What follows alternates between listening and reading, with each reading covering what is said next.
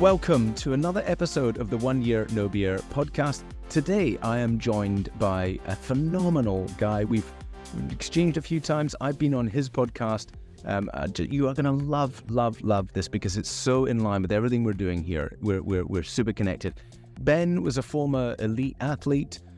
He then got into coaching and coaching athletes. He's coached athletes even to get to the world championships. And through all of his coaching and discovery, he realized that there was some fundamental things holding most people back, and that's all around self-sabotage. We all know it, we all do it, and we're going to get deep into it in this podcast. It's super powerful, and what's amazing about Ben is his ability to break this down into some simple concepts with some really easy tools to use to try and break through self-sabotage. So, without further ado, let's get into the show. Welcome to the podcast, Ben. Thank you so much, Rory. Good to have you on the show. I don't know, how long has it been since I've seen you? 2 or 3 months? Yeah, no, actually.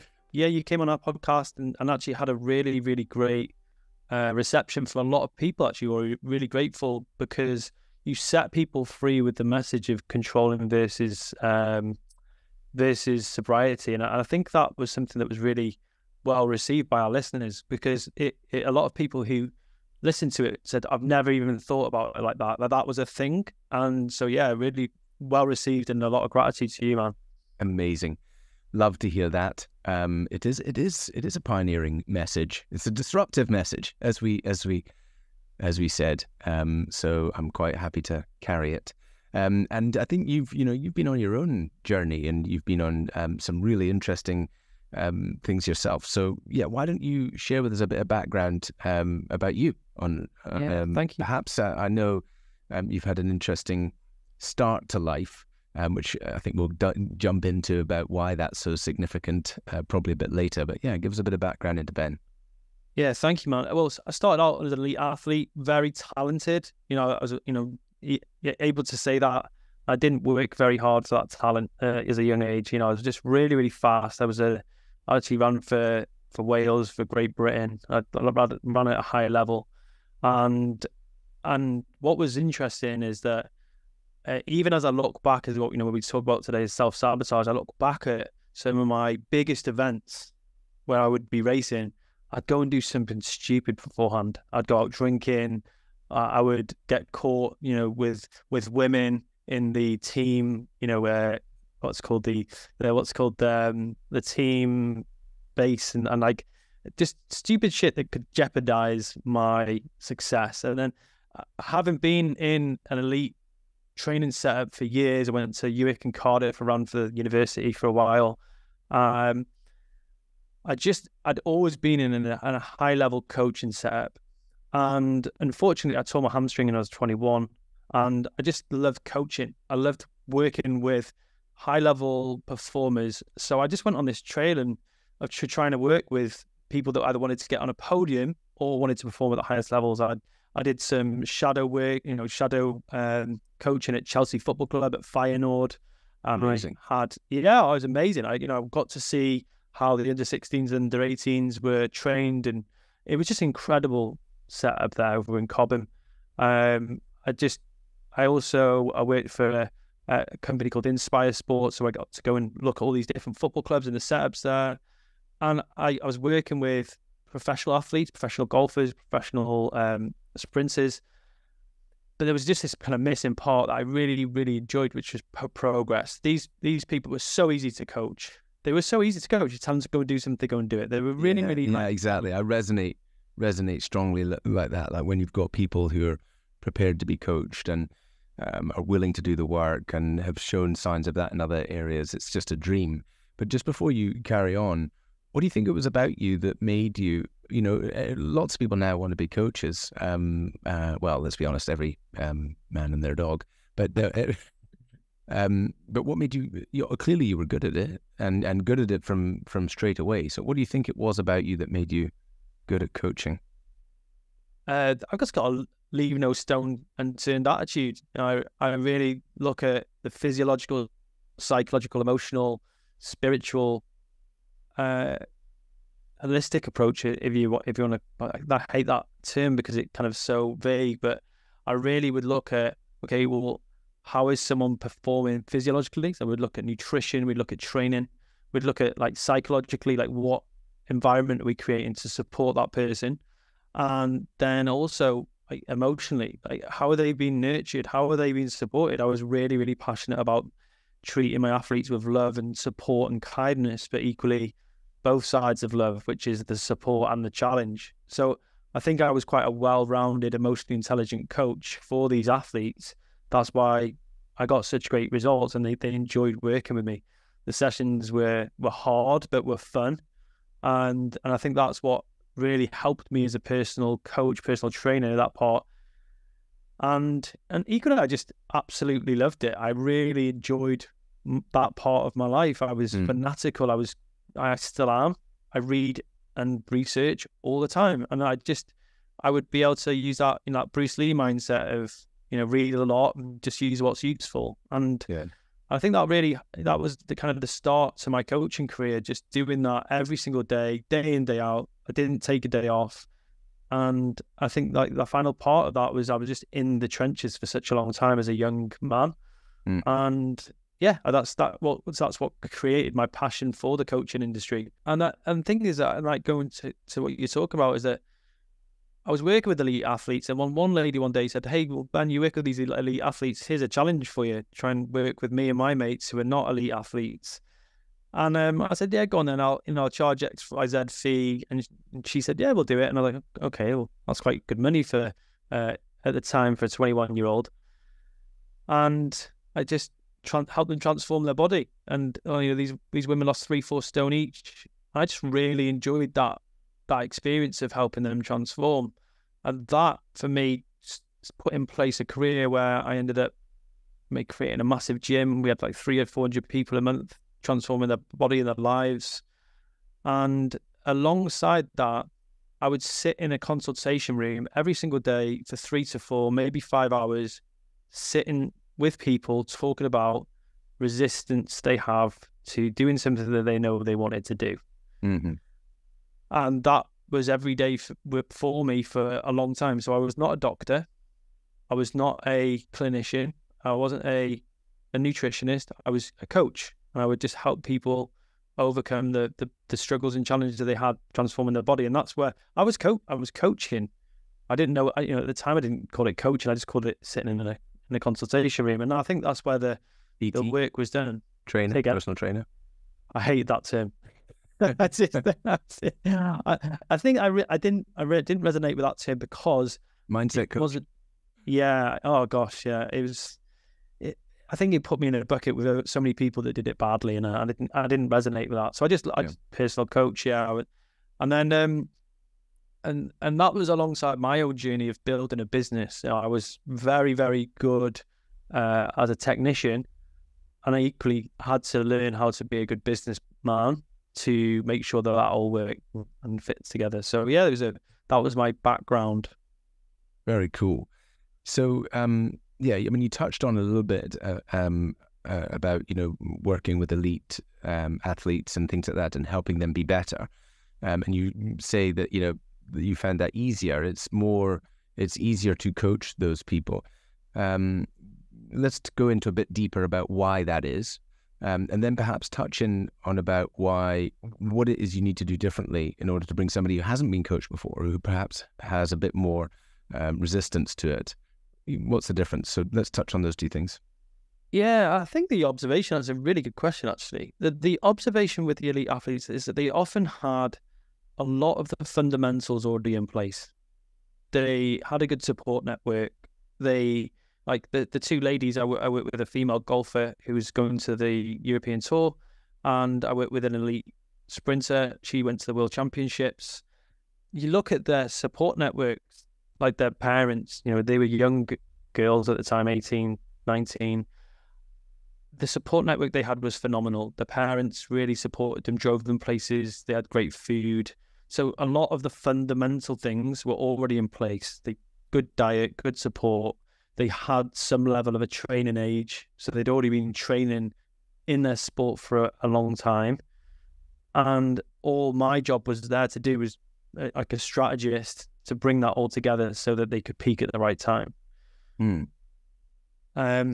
So before you jump off on that, I'm interested.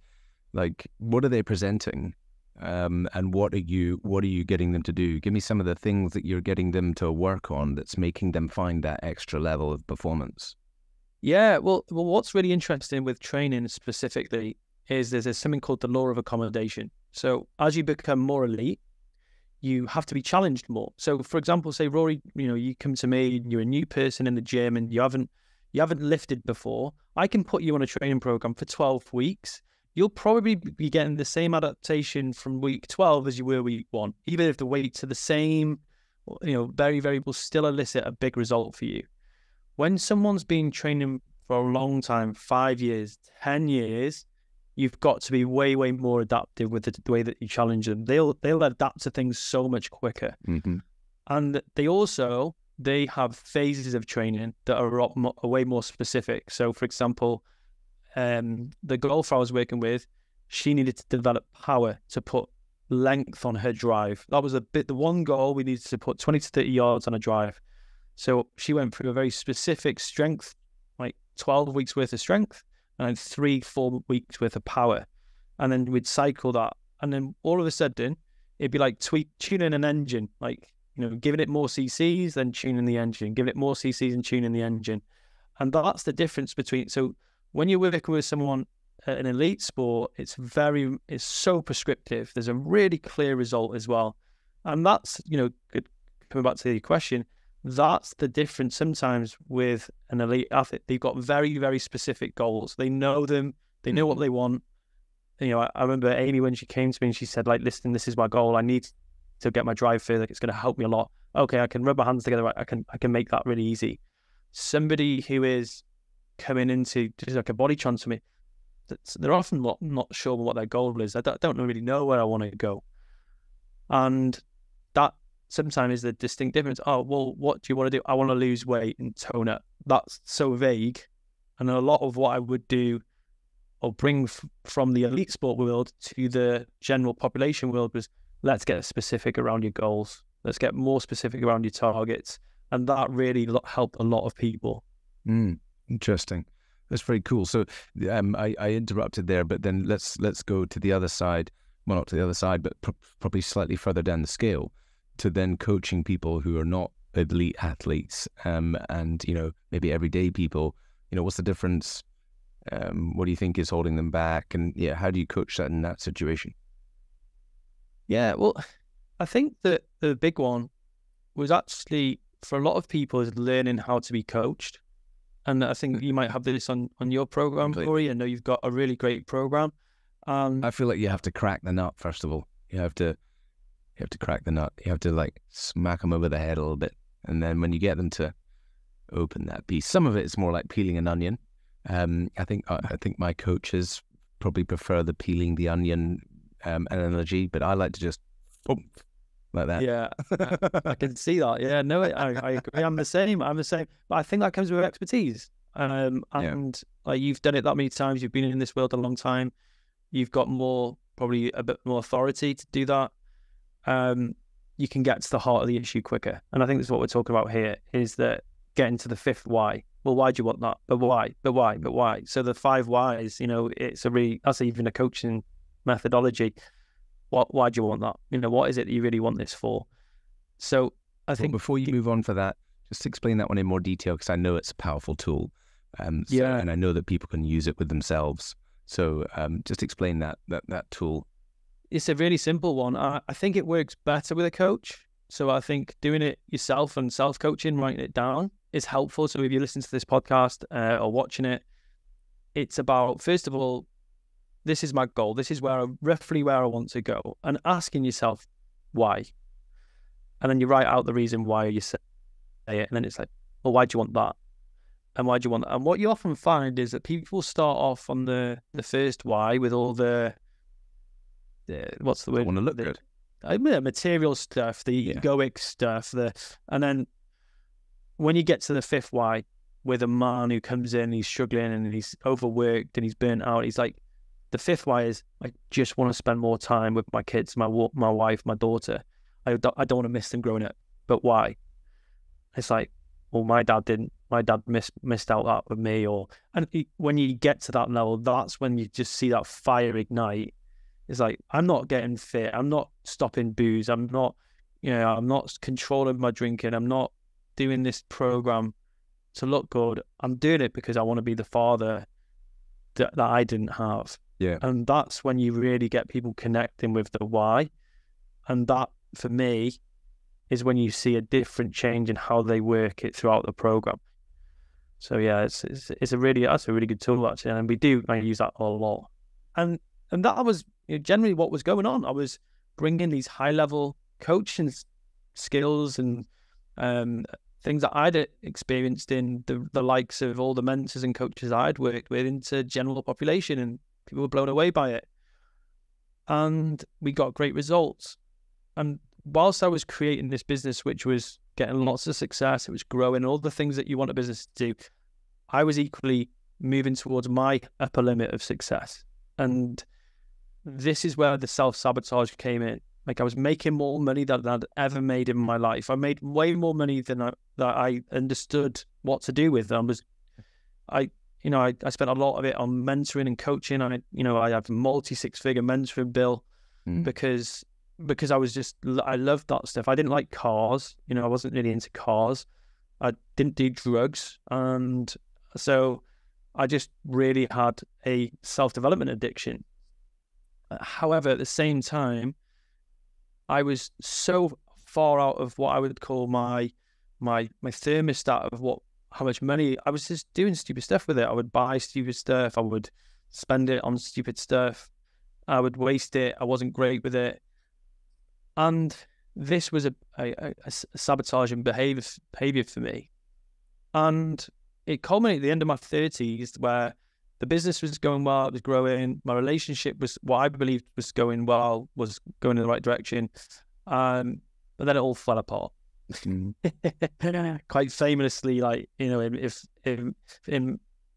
was the seemingly great relationship on paper that just it went overnight. And it was, what happened was, one day my wife at the time turned around and she said, "I'm not happy." And I was like, "Oh, right, okay." And she was, "No, I'm not happy with you." And I was like, "Right, okay, interesting." And my world fell apart at that point. I was like, "Oh, right, well, I thought this was going on in my relationship. Yeah, this wasn't what was going on in her head." And there was loads of issues, and but what happened then is I dealt with that breakup really badly. I drank way too much. I actually did drugs for a little bit. And there was a couple of things that I wasn't very proud of. But it was this hugely self-sabotaging behavior going on of coping with stress in a way that I knew wasn't the best way to cope with it. I've been taught people about coping with stress, and I realized there was a huge void there. And that's where I first realized, I was like, hang on a second, if I'm doing this, I am doing the absolute opposite of what I know to be right and true. I'm so out of integrity. So I actually parked the coaching business for, I stopped working with my clients. I was working with some really, really great clients. And I just had to have some time to myself to really work on me. And that's where I started to discover some of the things that have really, really helped me and my clients now. I took coaching back up after 3 or 4 years later. And yeah, this is the stuff I teach clients on a day-to-day basis now. Let's pause just for a brief moment. I just want to share with you some of the heartfelt feedback from our incredible Complete Control community members. Listen to this.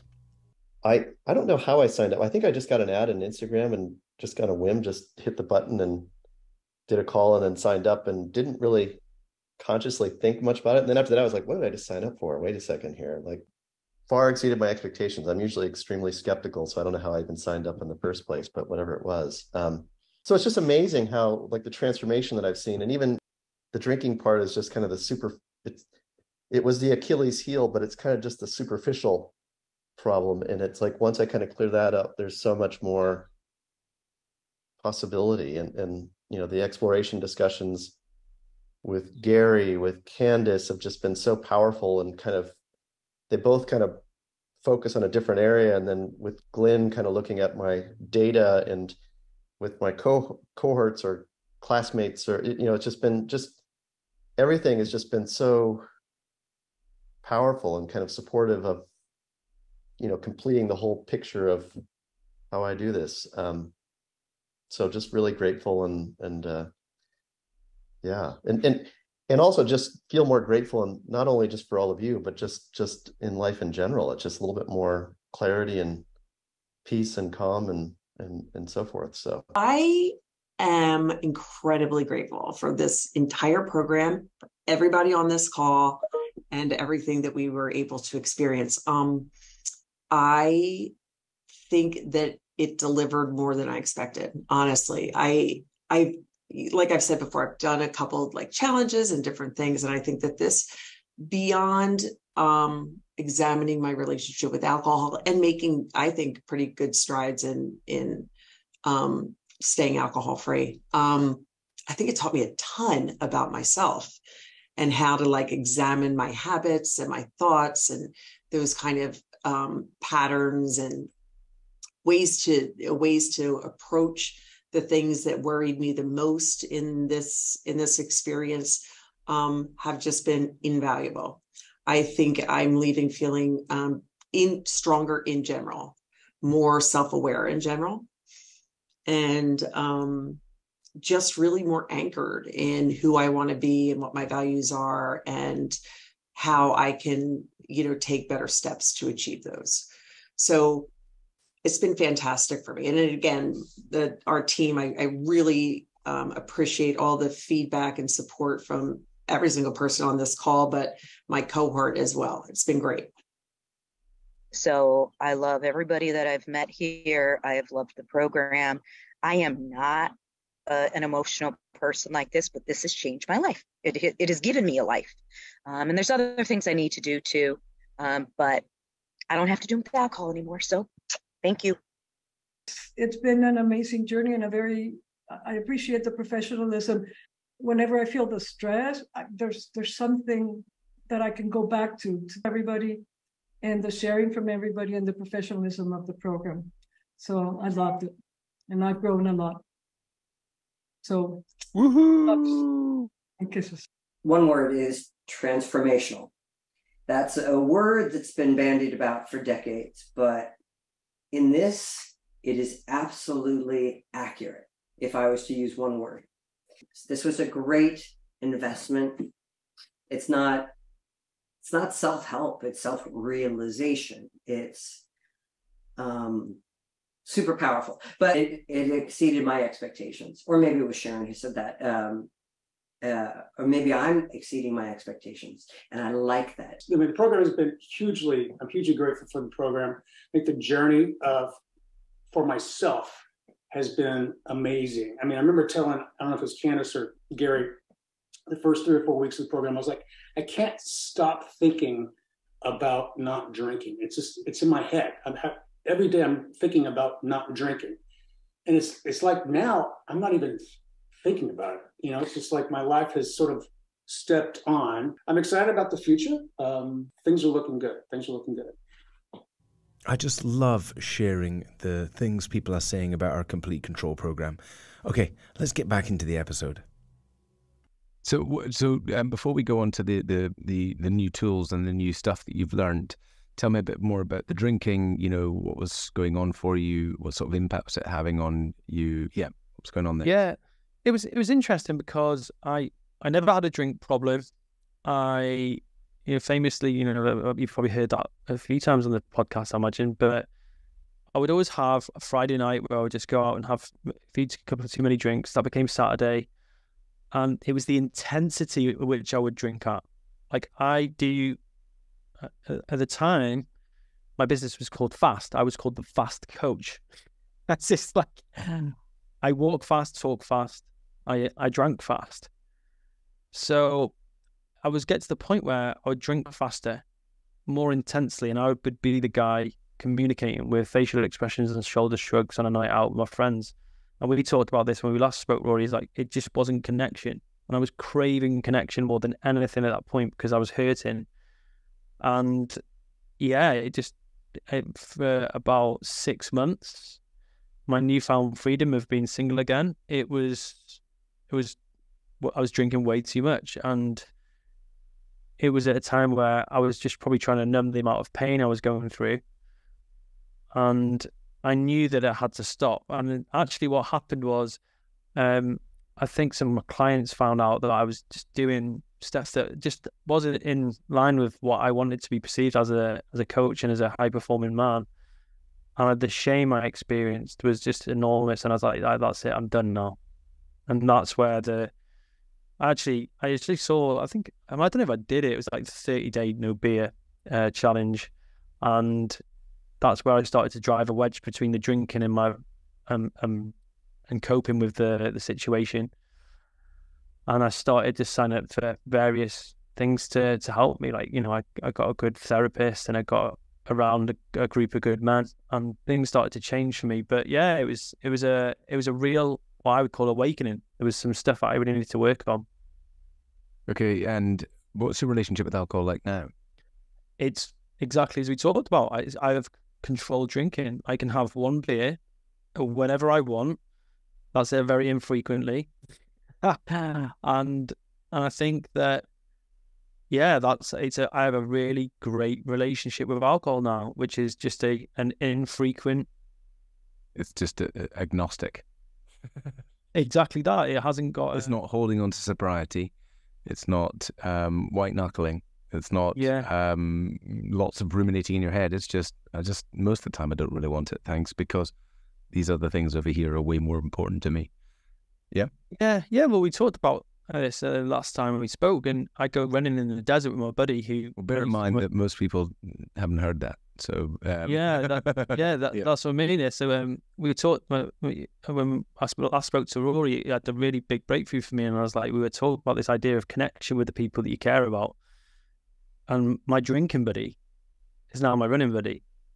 And when we used to go and get drunk together, we'd have 4, 5, 6 pints, whatever. And I wouldn't really feel connected to him. And I now go running in the desert with him. And I feel like we've had a really great conversation. We've done some hard shit together, and we're growing together. And there's just a different type of relationship now. It's amazing. It's amazing you've got somebody to come with you. That often doesn't happen. Yeah. A lot of people are the initial questioners, There's some amazing behavioral science here, where they take a group of individuals. I need to explain this right. I don't want to lose everyone. So if you get lost, just wave at me.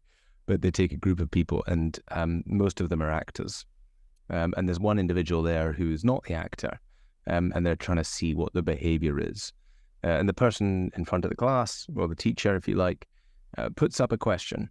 And the question is which one of these lines is longest? Okay, now A is very short, B is very long, C is very long, and D is very long. Okay, it's obvious that A is clearly the shortest, right? But then they go around the room. What do you think? And they go, I think it could be C, or maybe it's D. Next person, blah, blah, blah, blah, blah. And they go all the way around the room until they get to the non-actor. And guess what the non-actor does? The non-actor goes, I thought it looked like it was A, but it must be B or C because everybody else did, right? So almost every single time, the individual chooses along with the group. Now, here's the most interesting part in this experiment. When only one person in that room expresses doubt, right? When one person in that room goes, well, hang on a minute, it looks like it's A. I hear you all, but it looks like it's A, but I'll go for B or C because everybody else is. Then the non-actor, almost every single time, goes, I think it's A. So the expression of doubt in amongst a group is what allows others to say, no thanks. Now, when you look at your relationship with alcohol like that, and everybody around you is drinking like this, and you're the only person, it's incredibly hard, right? It's like, I just have to be away from that. I don't know if I can be a part of that, because our human nature, as we've just shown, behavior says you will drink, right, with that behavior. But if you've got somebody there who's even like, no, I don't really think I want to drink tonight, or I'm not drinking, another person with you, it's so much easier for you to say, no, thanks. So it's fascinating the way behavior works. And I think I'm going to say lucky, right? That's not the right word, right? You've created the people around you and things like that. And we create our friendships and we choose our friendships. So it's not really luck, but you are lucky compared to the vast majority of people out there whose friends have got absolutely no interest in not drinking. They're still very much in the matrix. And so not drinking actually becomes to them losing all my friends. And that's so hard to do. Like if not drinking means you're going to become more disconnected and lose your friends, then it's going to be very hard for you to control your drinking. So well done to you on doing exactly that. See your best friend, get them at the pub, get them going running with you. That is dynamite. Well done. Yeah. I actually saw that. When you're talking, then I actually saw that in a lot of the people that would come to my body transformation gym, and like giving up and changing as a person, like becoming a different person who didn't go to the pub every Friday. It was unfathomable that the amount of disconnection that would create for them would be enormous, and that's often why they would go back to where I am a coach who's obsessed with transformational versus transactional relationships. That is at my core. I do not want to engage with any kind of coaching relationship, practice, or process that is not transformational. And what I mean by that, if you guys listening, is transaction is you pay me, I become your motivator, I give you a meal plan, you lose, X amount of weight, or you change your business in this way, or you change your relationship in it, but it goes back to how it was when I'm gone. That for me, I don't think that's ethical. I don't think it's right. Yeah, and I think it's a load of rubbish. I think it's like there's too much of that in the coaching sphere.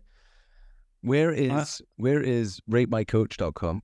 And the significant impact of actual evidence and longevity and all of those things. I mean, we're not perfect, right? Without a doubt, we'll have people come through 1 year no beer. We've had fantastic people come through 1 year no beer and they don't change. It's often not just the coach, right? It's not just the coach. It's some people, they won't let go. They won't open up. They won't do the work. They come onto a call, they cry their eyeballs out, and they say, this is all the stuff I need to change. And then they do absolutely nothing about it. So it's a two-way street, right? It is. And I'm fascinated by that, like enrollment and buy-in and all those things that they have to have into and equally like sabotage. Like, you have someone who will do a body transformation of a past, or is changing their relationship, or they are building their business, and then they will do something that sabotages them and takes them back to their normal territory, which they are used to. And that is something, again, if you want to help someone transform long term, you almost like need to get them past these levels. Like, I love that expression, every level has a new devil. And and what I mean by that is that, say you're trying to control your drinking, the first devil is going to be maybe a bit of space. I know Roy has the sprints of like 30, 60, 90 1 year. They're the first levels that you have to pass through. But then after a year, there's going to be a new struggle or challenge. Like, oh, well, what does my life look like? And that's another set of struggles. And what I noticed in my own journey of transformation and others' journey is that every time you get to these limits of like your ceiling, as Gay Hendricks puts it, like your upper limit, there's a new type of self-sabotage behavior that will be elicited, or it could be the same old one that you haven't dealt with properly. And this can. And there's what they call the macro ones, which is like just doing stupid shit that is going to inherently sabotage you, like sleeping with someone to wreck your marriage, or just having doing something really stupid in public that gets you put in jail. That's like macro dumb shit. But then what you've got to be really, really cognizant of is that it happens on a micro level as well. And this is where I really started to get granular over the last, say, 5 years, to notice these things on a day-to-day, moment-to-moment basis. And when I started to look into this, I was like, right, this is where I'm holding myself back.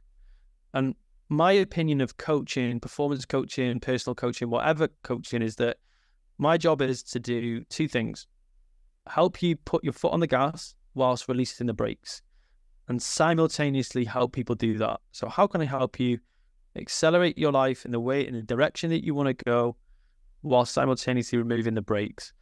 And this was the brakes for a lot of I work with professional men. This was the brakes for a lot of professional men, is the self-sabotage and what I would call part X. Now, just kind of where this is derived from, one of the most famous Hollywood psychotherapists, a guy called Phil Stutz, works with likes of Jay-Z, Gwyneth Paltrow. I worked with his partner Barry and Kristen. And I learned from them this concept called part X. And it really spoke to me personally because I'd noticed it show up. And feel free to stop me at any point, Rory, as well. Is part X. Good stuff. Go. Part X is this part of you that is, am I allowed to swear on this? Oh, yeah. Okay, just to make sure. It is out there to fuck you up. And like that is its single job. It is to stop you from growing. And I'm a scientist, like I talked about, before. I was like, I started in strength conditioning. When I came into this world, there's this woo-woo stuff being talked about, and it didn't make. I needed some kind of science. And anyway, one day I heard from Kristen. She said, "Think of it like spiritual physics." And what she talked about is Newton's third law. For every force, there is an equal and opposing force. Now, the more of a player you are, the more of someone who wants to create significant change in the world, like Rory. Like Rory has done enormous amounts for like your movement. You're like a key player. Like someone like Rory, big force for growth. But he's going to be met by an opposing force, which is a universal force to keep him safe, sane, not moving forwards too much. It's the law of balance in the universe. And that made a lot of sense to me. I'm like, yeah, okay, I can buy that. So your part X is that opposing force to keep you the same, safe, and make tomorrow the same as today. And the way that it does this is with what I would like 5 key. There's actually 8 key ways, but we'll go through some real like top level ones. The first one is powerful impulses. So, for example, your desire to scroll. So I can, for example, this is a big one for a lot of people, impulses, like the desire to go to the fridge and open a bottle of wine, go to the cookie jar. Now, if you were to slow down, and you might want to tell me about this, Rory, is like when you're doing your greatest work, when you're about to do something that's really going to move the business forward, do you get these impulses? Do you notice them? It could be... we test people on the Barrett impulsivity scale as part of them understanding how impulsive they are. It's core to their understanding behavior and holding back these things and understanding compulsive behavior. I'm off the charts. So I'm already doing it before I've thought about it. Oh, right. So I have to manage and measure and understand, and have done so much work on impulsivity. So it's a big one for people. Yeah. Absolutely. I've written that down. I didn't know the Barrett impulsivity scale. I love that. I loved how. By the way, it's way too scientific and absolutely rubbish, but we add that to ourselves. No, sorry to all of the scientific community. It's a great scale. It's just too complex for laymen. So we adopted our own model based on that, so people could understand it in more clarity. Well, what you're probably going to, as we go through these things, you're probably going to say that actually this part of the program, because we're so aligned. But we are. Yeah. Stuff. So it's impulse. It's like, so I work with a lot of like professional men. Pornography is a big one. A desire to go and jerk off. It can be drinking. It can be going to scrolling is a socially acceptable one that is really, really an issue for a lot of people. It can be the to go make a cup of tea just before you go onto a Zoom call, knowing that you've got 2 minutes left. It's an impulse. It's something that's going to mess up a relationship, for example. Now, you might have experienced this as you're listening. You're about to go on a really great interview, or you're about to meet someone that's going to move the business forward, and then you do something stupid through impulse, like go and make a cup of tea, and you're 1 minute late, and it creates that negative start to a relationship. These seem inconsequential things, but this is the work of the devil. I'm not religious, but this is how it's framed in different religious texts. In tools work, is it just enough to stop you being on the front foot in your life? So the first one is the impulse-based behavior. That's the first one, how part X works. The second one is a victim narrative. it's this narrative that you can't let go, that the world is happening to you and not for you. And like you hear this in coaching, like this is something we explore in coaching a lot, is this idea that the world is against me. But it's such a toxic, long-term, dreaded drama triangle based, like, oh, I'm the victim, I need a rescuer, he's a persecutor. And it's almost, you struggle to get out of that, and you can be in that for days, weeks, months, years. And this was my story, is that I spent multi-six figures on personal development, yet I created my life through a victim lens. I was always waiting for something to go wrong for me. So that's something that I really didn't realize was a saboteur thing until God. Have you ever, do you know internal versus external locus of control? And have you ever? Yeah, exactly. So similar sort of thing. And I think a lot of people don't know where they are on that. And again, understanding where they are from an internal, external locus of control helps people understand and make that progress across to say. But yeah, I think even somebody with a strong internal locus of control can often be victim mentality and things like that. I think we can all fall into that victim mentality sometimes. I think it's the woe is me, poor me, the feeling it's sometimes overwhelming, isn't it? And things like that. And then I think we use these psychological tools to realize that we're running that behavior or we're running that pattern, and then consciously choose a different direction, either through words we say to ourselves or action or things like that. Would you say that's correct? 100%. I think the actual the goal is never to well, from what my understanding of this is, and personally and academically, is that this never goes away. It, and we'll get onto this at the end, is like when I start working with guys and they're like, I want to kill my part X, and I'm like, this isn't the goal. The goal is to get back up faster. So to have a part X attack where you notice that you're a victim, or oh my God, I've just been like really focusing on all the bad shit in my life at the moment. But it's the speed at which you get back up, and that the stronger your part X is, the greater a fighter you become every time, right? Rory, that was the payoff at the end. Damn it! Yeah, but speaking to that, is absolutely that. It's your internal sparring partner. Yeah.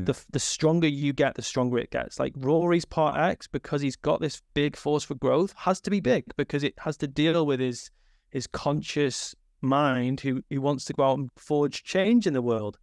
So your part X, gosh, Rory, imagine you got a big old sparring partner to deal with. Yeah, a lot of demons, Ben. Man, it is, man. Like, look at the people who are succeeding. Like, they've often come from places of deep struggle, and that means that their part X has got so much arsenal to use against them. And that, for me, all the dumb stuff I've done, but I use that now as fuel for growth. So, but just to clarify, I think it's a really good point that Rory made there. Is like, the goal isn't to evict the part X. It's to learn that it's going to show up, but you get back. You can turn it round. Instead of a week, it's a day. Instead of a day, it's a week. And I had one client, and when we started working together, it would be a month that he would be knocked back for. And then it was like 2 weeks. And then it was a week. And then we had a conversation one day, and he said to me, "Oh God, I thought this would be gone by now." But I was like, "Hang on a second. When we first started working together, 30 days would pass, and you'd be in this victim mentality. You turned this round from that struggle in a week, dude. Like, can you see that? You're 4 times as fast." And that was the win. And I think that's what we've got to remember, is that we're never going to be exonerated from pain, struggle, and constant work. We cannot get to that point, because when I started in self-development, I was pursuing that. I thought if I did enough self-development, one day my life would be unicorns and rainbows and joy and happiness and song and dance. Yeah. And it just reached that point. I'll be happy here. And I think it was a naive, juvenile. Look around and Tony Robbins is here as well. Then this is the happy land. But I don't know if you had the same feeling.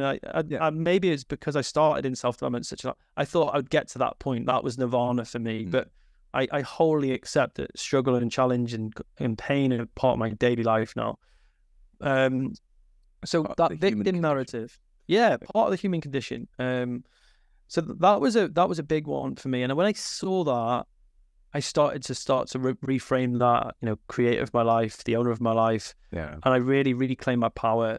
That was a big shift for me, and it helped a lot of clients. The next one, this was a really interesting one, and is that a way that Part X works is to confuse a knock back with a complete knockout. And what I mean by this is what's called hopelessness. Hopelessness. I struggle with saying that. I say it on the stage all the time, I still can't say it. Is that we see a date that goes badly as I'm never going to have a partner ever again. We see a week where we're trying to control our drinking and we have a blowout as you'll never be able to end this. And we have to acknowledge that one of the ways that Part X works is it'll say, look, that's a complete knockout. You'll never be able to do this. So when that narrative comes up in our head, like, oh yeah, look at that. You said you were going to do this and you're not. It'll make you believe you're completely knocked back and knocked out, not able to move forwards, when that isn't the truth. And that's I think was really helpful for me and my clients when I learned that. Oh, it's just a knockback. And that gave me a great deal of compassion, and it helped me just see things for what they really were when it comes to transformation, because you're going to get lots of knockbacks. Yeah. It's when one binge or one mistake and you believe you're a total failure. And I think that was a really, really lovely one when I started to realize that I was doing that in my own life. For sure. Did you want to share on that, Rory? No, just that I think that from what I see an awful lot of that drives into that hopelessness is people are often having a knockback, but what they attach to is those old feelings as a child, where they did feel hopeless. They did at times feel helpless as a child. They didn't have the tools to understand or process what was going on if they were being shouted at or being told or being alienated or growing up in a large family. And so these feelings are very deep-seated. They're hidden in there. And what happens is with that knockback, with that setback, you immediately not only have the feeling of today, but you attach to the feeling of the child. Now, the feeling of the child is 1,000 times stronger than the feeling of today, but we don't understand that in the moment. We're actually inside all of that feeling together, and it's overwhelming. And that's what drives in that hopelessness, really in low depression, absolutely being on yourself and everything else, because you're very muddied with these past feelings. And the piece I talk about and often on this podcast is actually the awareness of that into there, is to say, okay, I'm feeling like this today. I've been knocked back by this circumstance, but I have the tools. I have the equipment to deal with this. And recognizing that the vast majority of the feeling is the feeling of the past, and saying, look, Rory, little Rory, or little Ben, right, as you call yourself, I don't know, but however you talk to your child, I know it hurt back then. I know you felt helpless. I know you felt hopeless. I know that you had no idea what to do in that situation, but I do. And I have strength and I have support around me, and I know how to accomplish this battle that I'm doing to. So I want to give you love, and I want to hold you, I want to give you that support, but I'm okay. And I think separating out psychologically those feelings yourself from the past and the present is what helps that hopelessness. But I hold my hand up in here, right? I can, the battles are huge, and the sense of hopelessness sometimes is overwhelming. And, running a business, there's nothing quite like it, right? There's when you've run out of money, you've got people who you employ, when you've got all the chips down, you're stressed out your head, you're working through everything, the family's bent out of shape, the kids are bent out of shape, you can't afford to pay the bills, all of that stuff, crippling huge amounts of pressure. It's very hard not to get into a hopeless state. And I think what the key element here is, again, is the importance of a coach, the importance of somebody to help you recognize the situation. And exactly as you're putting it in the wonderful framework here. So That's just my. No, I no, you can clearly see that you've done similar work, I think that to add to what you said, that the way to spot this is when you're in a high emotional state, you feel very emotional, is to be able to say to yourself, this is when I need to practice. Like, why I would use tools, and I've got a load of tools that I use, but it's like, wait, what's coming on for me right now? And in recognizing those high emotional states is when Part X is at its worst. There's actually my clients often ask me, like, when am I likely to get attacked by this Part X, Ben? They start off by air quoting it and saying, well, it's whenever there is risk. Mm-hmm. So whenever there is an opportunity for growth, Part X will rush in to shut it down. And that risk is like, risk is such a... I never really understood risk until I really got into tools work, which is, risk is, there's an opportunity where there's growth or there's comfort. I can make the harder decision to grow my business, to grow my relationship, to deepen a relationship, or to put myself out there, or I can choose the comfortable decision. And often in moments of high emotional, that we have a choice, that I call a choice point, because it would be slow enough, and in that choice point we can decide our attitude and our behavior. And when you reclaim that micro moment, when you get slow enough to do this, like I would talk about being in the fast coach before, I never even knew about that moment. When I've slowed down in my adolescence and as I've matured as a man, actually I've got a choice here, and that choice point is where I choose my attitude. And this is what these tools and recognizing parts are all for, is to reclaim that tiny little gap where you make a decision about how you behave. And go back to, what I was saying before, is like, that's where you make a conscious choice not to do something stupid or dumb or hold yourself back. I've got two more, because I think there's two more to cover. I think will be really helpful for your listeners. The other one is lack of energy. Is that you'll go through the supermarket or you'll go through your day and you don't believe that you have enough energy. You always dip into the external world to fill you up. You haven't got enough happiness, so you dip into a bottle of wine or a cookie jar or scrolling. And what's happening there is we turn towards the external world to fill ourselves up. And again, it's a weapon of Part X. You haven't got enough. It's a scarcity tactic. So what you got to be able to do is recognize when you're going through the supermarket and you're like, oh yeah, actually, do you know what? I'll get some biscuits, crisps, some beer, whatever. Is that, what am I trying to fill up here? I've got everything I need already, but what am I getting it for? And I regularly use it's called the Black Sun tool. Is where you look inside yourself and you just see this gaping chasm of emptiness, and it's like, well, what am I trying to fill up here? And the embedded command I say is like, have I got everything I need? I've got everything I need. Yeah. And I'm always, it's something like I always say to myself, I've got everything I need right now. And it's really, really helpful to come to this, because when you're constantly told that you haven't got enough energy to get through the day, mm-hmm. you haven't got the energy to get up and get out the door and go and run in the desert, you haven't got the energy to fight with your partner about something you believe in, your life stays the same or it goes backwards. So what it's about is cultivating that ability to say, I've got the energy to move forward into this thing that's challenging or disruptive in my life. I imagine, Rory, creating your movement, you've had to push yourself to come up against some big resistances out externally and internally. And huge. Yeah. And I'm sure there's going to be way more. Yeah. Bigger. You can see that. And like, energy for you is imperative, right? You can't come to your desk every day not full of energy and, on point with your thinking. And this is for a lot of A-playing business owners, like, this is the big one, is that they stop using vices to dip into for happiness, for energy drinks, multiple coffees, alcohol for happiness. They start to realize, like, actually, I've got all the happiness I need inside me. I just got to find ways to create and cultivate it. So that's a powerful one. That's awesome. Yep. And the final one is just like holding on to negative emotions. But what I mean by that is that I create a story about Rory if he's my boss in my head, and I start reacting to that.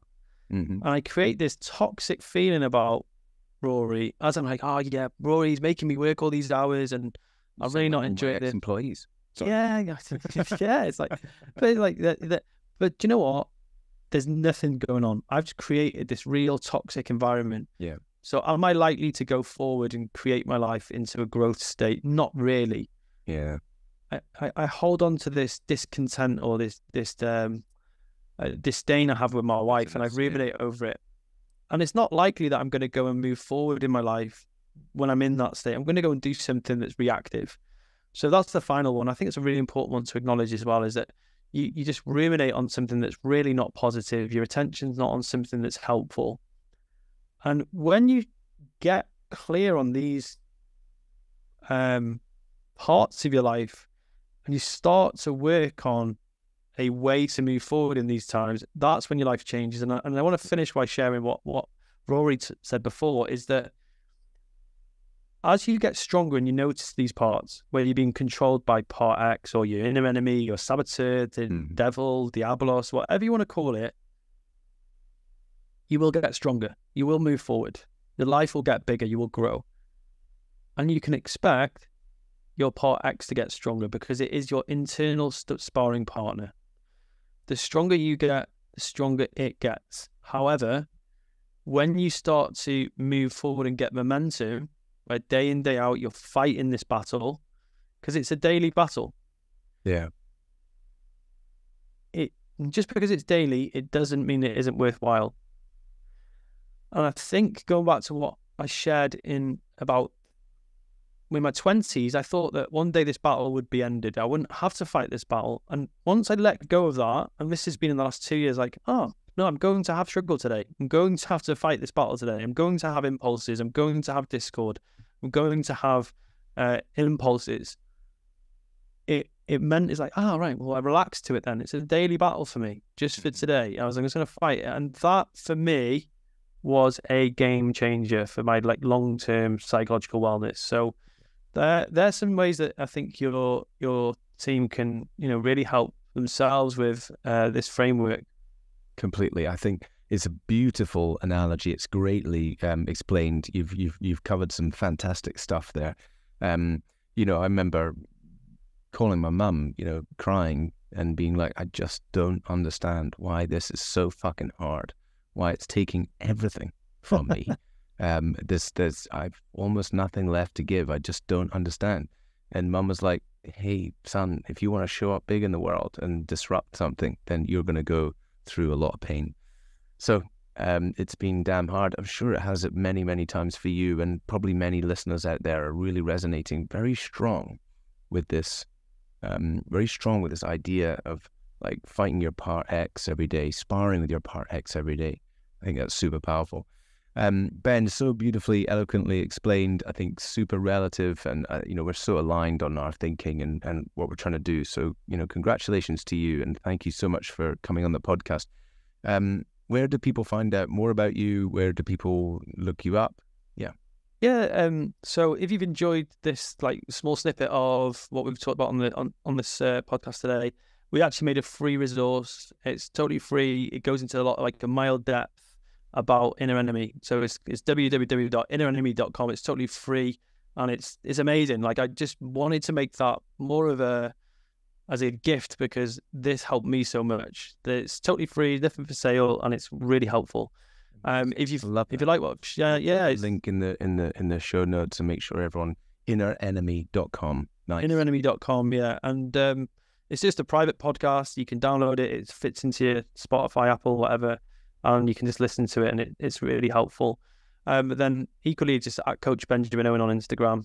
I hang out there a lot, on Facebook as well. But I'm just trying to just share this message of overcoming your inner enemy to help you move forward in your life. So it's helped you in any way. I'm really grateful. Amazing. Thank you so much for coming on the show, Ben. Hey, thank you, Rory. Always a pleasure. Thank you, man.